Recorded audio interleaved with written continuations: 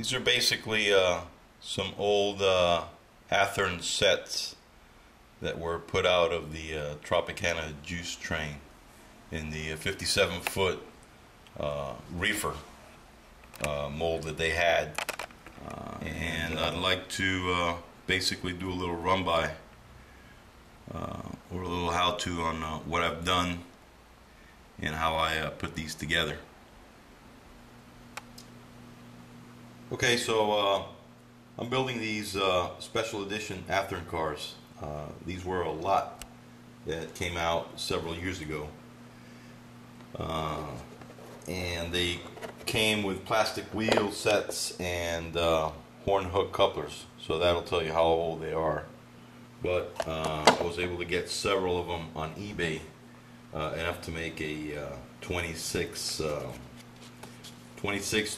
I think I have 30 cars now, unit trains. The Tropicana juice train began in 1970, for those that may not be aware, and it was basically a unit train of 57-foot mechanical reefers that were pulled at that time by Seaboard Coastline. Now it's pulled by CSX from Bradenton, Florida, where the Tropicana plant is at, all the way to Jersey City, New Jersey, where they unload the orange juice. And then the cars come back on, not as a unit train, but in separate trains back to Bradenton.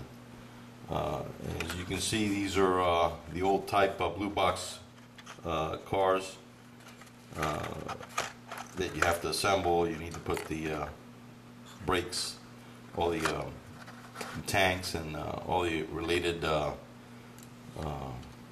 underframe pieces. You need to glue them in to the underframes themselves. So that's where we're at, and we'll continue on. These cars, the set came in an orange, which is the latter paint scheme, and then the early paint scheme, which is the white cars. To date, Tropicana doesn't use too many of these. They're using the new reefers that have the external refrigeration unit on one side of the rear of the car, and it sits on the outside. BLMA is coming out with a car that is similar, however it is not the same car.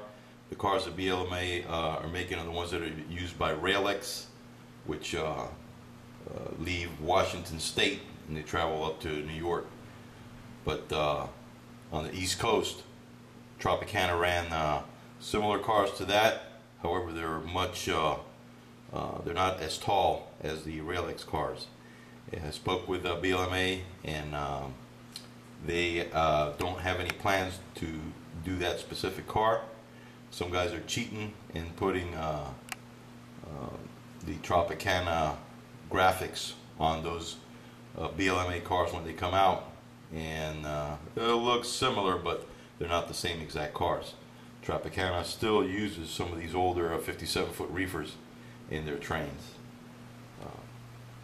Alright, so I've applied some of the liquid nails to the metal weight, and I'll just place it on back to the frame, and then just screw it in from the bottom once you put the frame back on. Okay, so I've glued on the factory stock weight, and I've also added half an ounce just above each of the trucks, which are just stick-on weights, and that will help in the rolling in. Like I said, it keeps it at the recommended weight.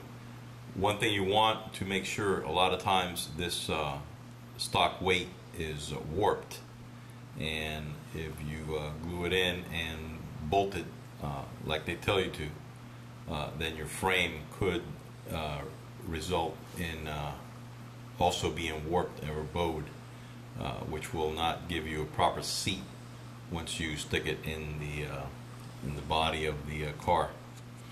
Another thing I do, this particular car was one of the later Athearn cars that brings the McHenry coupler, but I like to remove those and substitute it for Katie number 151, which is basically a scale head coupler. It's bulk pack 158, but it's 151. I buy them in bulk, and you can see the KD being metal on the right, and the coupler itself is noticeably smaller than the McHenry. That makes it at a scale size. They fit right into the draft box of the Athearn car, and I just put a little bit of dry graphite into the coupler box and seal it up with the metal clips that Athearn brings. But as you can see, it just drops right in. It's an easy retrofit. Another thing I do is Athearn trucks, there's really nothing wrong with it. I just like to use exact rail 70-ton Barber S2 trucks with 33-inch wheels. And I don't know if you can see it there, but you know, the detail of it, they look a lot better than the Athearn trucks, and they roll definitely a lot better than the Athearn trucks. So I substitute these as well. Okay, so there you have the KD coupler installed, and it's nice and smooth. Centers by itself. That dry graphite really makes a difference.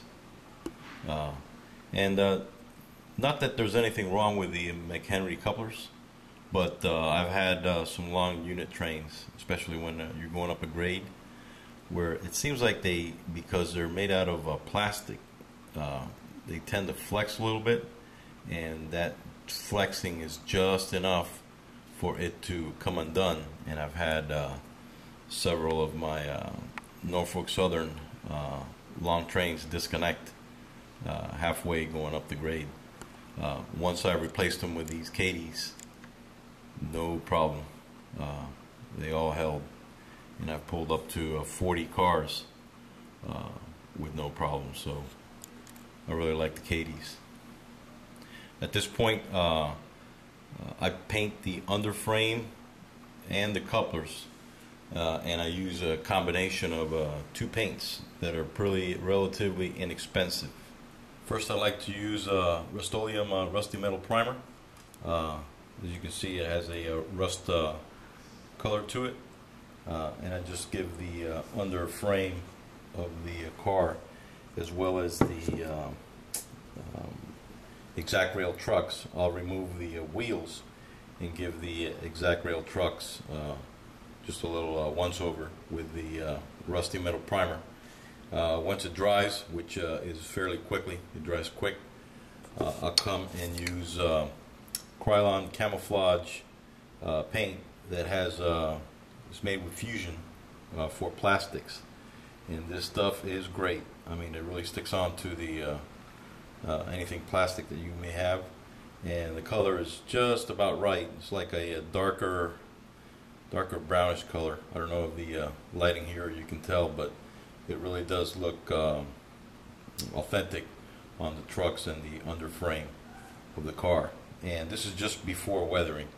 I'll do the weathering later, but this gets the base color, the proper color, instead of it being shiny black like it is now from the stock.